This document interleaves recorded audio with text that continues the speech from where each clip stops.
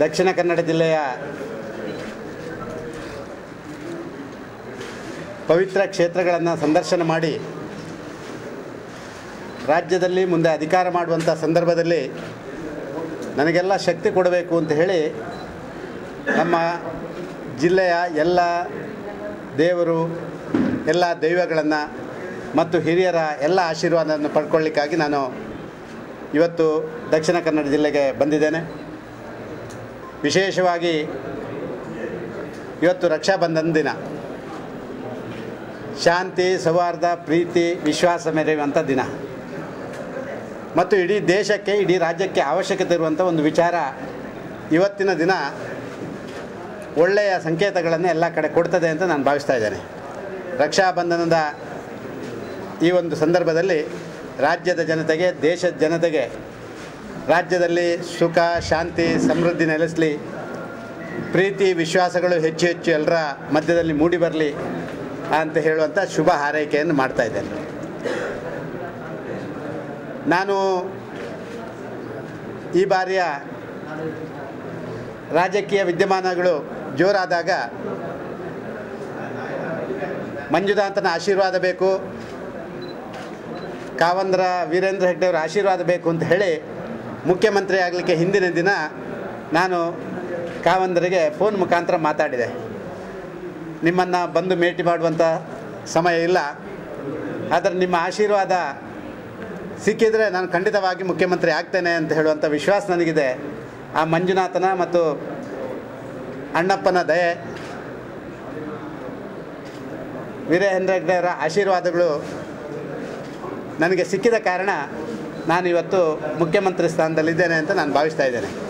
ವಿಧಾನಸಭೆಯಲ್ಲಿ 2 ಬಾರಿ ಪ್ರಮಾಣ ವಚನ ಸ್ವೀಕಾರ ಮಾಡಿದ್ದೆ. ಆ ಮಹಾಲಿಂಗೇಶ್ವರ, ಮಂಜುನಾಥ ಇವರೆಲ್ಲ ಒಂದು ರೀತಿ ಜನರ ಶಕ್ತಿಯನ್ನು ಕ್ರೋಢೀಕರಣ ಮಾಡಿ ಯಾರು ಅಧಿಕಾರದಲ್ಲಿರ್ತಾರೋ ಅವರಿಗೆ ಕೊಡ್ತಾರೆ, ಅವರನ್ನು ಒಳ್ಳೆಯ ದಾರಿಯಲ್ಲಿ ನಡೆಸ್ತಾರೆ ಅಂತ ಹೇಳುವಂಥ ವಿಶ್ವಾಸ, ನಂಬಿಕೆ ಹಿನ್ನೆಲೆಯಲ್ಲಿ ನಾನು ನನ್ನ ಈ ಒಂದು ಕಾರ್ಯವನ್ನು ಪ್ರಾರಂಭ ಮಾಡಿದ್ದೇನೆ. ಇವತ್ತು ಕೂಡ ನನಗೆ ತುಂಬ ಸಂತೋಷ ಆಗಿದೆ. ಪರಮಪೂಜ್ಯ ವೀರೇಂದ್ರ ಹೆಗ್ಡೆಯವರು ನಿನಗೆ ದೇವರು ಶಕ್ತಿಯನ್ನು ಕೊಡಲಿ ಅಂತ ಹೇಳಿ ಅವರು ಸ್ವತಃ ಪ್ರಾರ್ಥನೆ ಮಾಡಿದ್ದಾರೆ ಮತ್ತು ಆಶೀರ್ವಾದ ಮಾಡಿದ್ದಾರೆ. ಮುಖ್ಯಮಂತ್ರಿಯಾಗಿ ಮಂತ್ರಿಮಂಡಲದ ನನ್ನ ಜೊತೆ ಇತರ 26 ಸಚಿವರನ್ನು ಮಂತ್ರಿಮಂಡಲದಲ್ಲಿ ತಗೊಂಡಿದ್ದೇನೆ. ಇನ್ನೊಂದು 7 ಸ್ಥಾನಗಳು ಖಾಲಿ ಇದ್ದಾವೆ. ಕೆಲವೇ ದಿನಗಳಲ್ಲಿ ನನ್ನ ಹಿರಿಯ ನಾಯಕರ ಜೊತೆ, ಬಾಕಿ ಎಲ್ಲರ ಜೊತೆ ಸೇರಿಕೊಂಡು ಆ ಕೆಲಸ ಕಾರ್ಯಗಳನ್ನು ನಾನು ಮಾಡಲಿಕ್ಕೆ ಬದ್ಧನಿದ್ದೇನೆ. ಆ ಕೆಲಸ ಕಾರ್ಯಗಳನ್ನು ಮಾಡ್ತೇನೆ. ರಾಜ್ಯದ ಅಭಿವೃದ್ಧಿಯೇ ನನ್ನ ಮೂಲ ಮಂತ್ರ.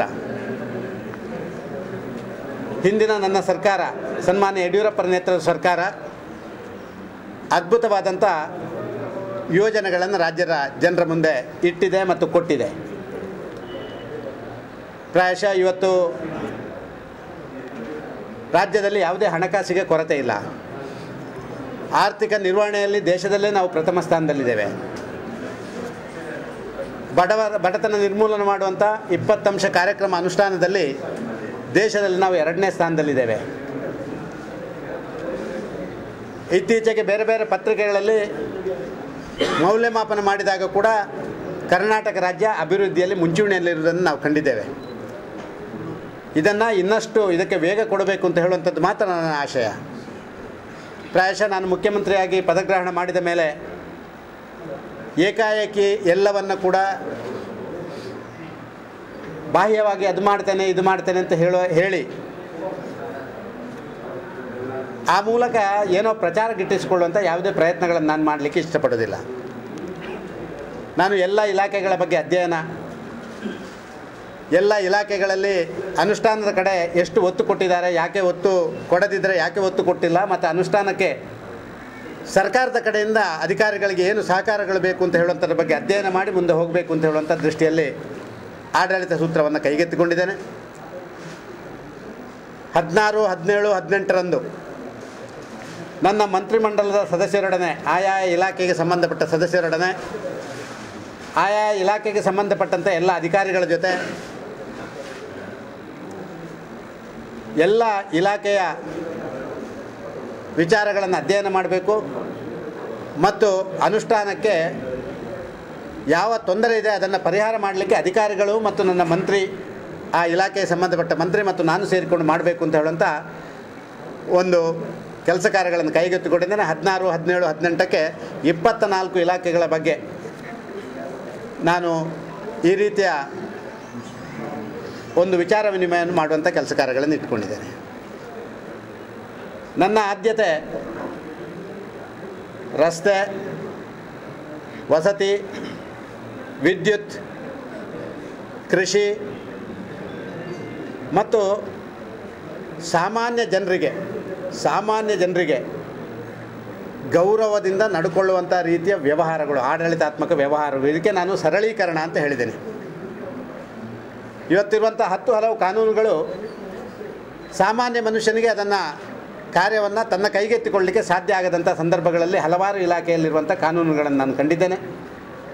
ಈ ಕಾನೂನುಗಳನ್ನು ಸರಳೀಕರಣ ಮಾಡಬೇಕು ಅಂತ ಹೇಳಿ ಈಗಾಗಲೇ ಮೊನ್ನೆ ನಾನು ಪ್ರಥಮ ಬಾರಿಗೆ ಅಧಿಕಾರಿಗಳ ಮುಖ್ಯ ಕಾರ್ಯದರ್ಶಿಗಳು ಮತ್ತು ಕಾರ್ಯದರ್ಶಿಗಳ ಆ ಸಭೆಯಲ್ಲಿ ಹೇಳಿದ್ದೇನೆ.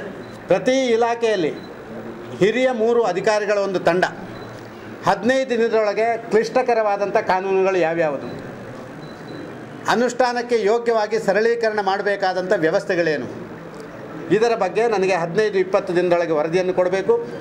ಚೀಫ್ ಸೆಕ್ರೆಟರಿಗೆ ವರದಿಯನ್ನು ಕೊಡಬೇಕು ಅವರು. ಅದನ್ನು ನಾನು ಮತ್ತು ಇಲಾಖೆಯವರ ಜೊತೆ ಸೇರಿಕೊಂಡು, ಕಾನೂನು ಇಲಾಖೆಯವರ ಜೊತೆ ಸೇರಿಕೊಂಡು ಸರಳೀಕರಣ ಮಾಡಬೇಕು ಅಂತ ಹೇಳುವಂಥ ಸಂಗತಿಗಳನ್ನು ನಾನು ಮಾಡ್ತಾಯಿದ್ದೇನೆ. ಒಟ್ಟು ನನ್ನ ಆದ್ಯತಾ ವಲಯಕ್ಕೆ ಹೆಚ್ಚು ಒತ್ತು ಕೊಡುವಂಥದ್ದು ಮತ್ತು ಆ ಮೂಲಕ ರಾಜ್ಯದ ಅಭಿವೃದ್ಧಿಗೆ ಹೆಚ್ಚು ಗಮನ ಹರಿಸುವಂಥದ್ದು. ನಾನು ನಿಶ್ಚಯ ಮಾಡಿದ್ದೇನೆ, ವಾರದಲ್ಲಿ 3 ಅಥವಾ 4 ದಿನ ವಿಧಾನಸೌಧದಲ್ಲಿ ಮುಖ್ಯಮಂತ್ರಿಯ ಕಾರ್ಯಾಲಯವಾದಂಥ ಕೃಷ್ಣಾದಲ್ಲೇ ನಾನು ಇರಬೇಕು. ನಿರಂತರ ಬೆಳಗಿಂದ ಸಾಯಂಕಾಲದವರೆಗೆ ಬೇರೆ ಬೇರೆ ಅಧಿಕಾರಿಗಳ ಜೊತೆ ಸಮಾಲೋಚನೆ ಮಾಡಬೇಕು. ಅಲ್ಲಿಲ್ಲೇ ಎಲ್ಲ ಜಿಲ್ಲಾಧಿಕಾರಿಗಳ ಜೊತೆ ವಿಡಿಯೋ ಕಾನ್ಫರೆನ್ಸ್ ಮತ್ತೊಂದನ್ನು ಮಾಡಿಕೊಂಡು ಆ ಜಿಲ್ಲೆಯ ಸಮಗ್ರ ಸಮಸ್ಯೆಗಳನ್ನು ನಾನು ಅರ್ಥ ಮಾಡಿಕೊಳ್ಬೇಕು. 2 ದಿನಗಳ ಕಾಲ ವಾರದಲ್ಲಿ, ಶುಕ್ರವಾರ ಶನಿವಾರ ಅಂತ ಹೇಳಿ ಅಂದಾಜು ಮಾಡಿದ್ದೀನಿ, 2 ದಿನಗಳ ಕಾಲ ನಾನು ರಾಜ್ಯದಲ್ಲಿ ಪ್ರವಾಸ ಮಾಡಬೇಕು. ಅಗತ್ಯವಿದ್ದರೆ ಆದಿತ್ಯವಾರ ಕೂಡ ಒಂದಷ್ಟು ಪ್ರವಾಸಕ್ಕೆ ಸೀಮಿತವಾಗಿ ಕೆಲಸ ಮಾಡಬೇಕು ಅಂತ ಹೇಳುವಂಥದ್ದು ಮಾಡಿದ್ದೇನೆ. ಒಂದು ಟೈಮ್ ಬೌಂಡ್ ಪ್ರೋಗ್ರಾಮ್ ಅದನ್ನು ಮಾಡಬೇಕು ಅಂತ ಹೇಳುವಂಥ ಆಲೋಚನೆಗಳನ್ನು ಮಾಡಿದ್ದೇನೆ.